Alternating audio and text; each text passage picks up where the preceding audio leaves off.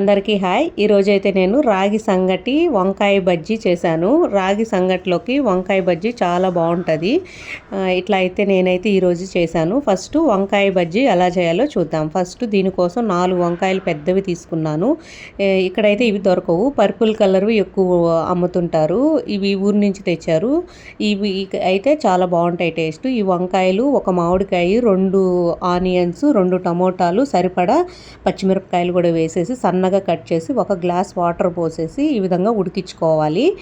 తర్వాత సరిపడా సాల్టు, కొంచెం పసుపు వేసి పప్పు గుత్తితో నీట్గా ఈ విధంగా మెత్తగా కాదు, కొంచెం కచ్చాపచ్చాగా ఈ విధంగా రుద్ది పక్కన పెట్టుకోవాలి. తర్వాత పోపు వేసుకొని మొత్తం ఒకసారి కలిసేలాగా మొత్తం కలిపెట్టేసి కాసేపు ఉడకనివ్వాలి. అట్లా అయితేనే బాగా మొత్తం పోపు కూడా కలిసిపోయి బాగుంటుంది టేస్టు. ఈ విధంగా అయిపోయిన తర్వాత దీనికోసం నేనైతే ఈరోజు రాగి సంగటి కూడా పక్కన తయారు చేసి పెట్టుకున్నాను. రాగి సంగటి అయితే మనం మామూలుగా అయితే ఇట్లాగా పలకతో చేస్తారు, ముద్దలుగా. అట్లాగా అయితే ఈ వేడికి తట్టుకోలేం కదా, అట్లా చేయలేమని చెప్పేసి నేను ఎప్పుడు కూడా ఇట్లా గిన్నెలో వేసుకొని రౌండ్గా ఇట్లా బాల్ లాగా చేస్తాను.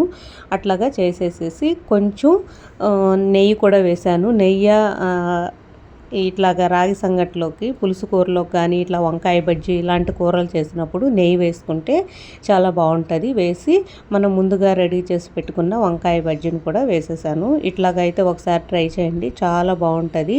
అంటే రాగి సంగటి హెల్త్కి కూడా చాలా మంచిది కాబట్టి అప్పుడప్పుడు ఈ విధంగా కూడా చేసుకోవచ్చు. Thank you.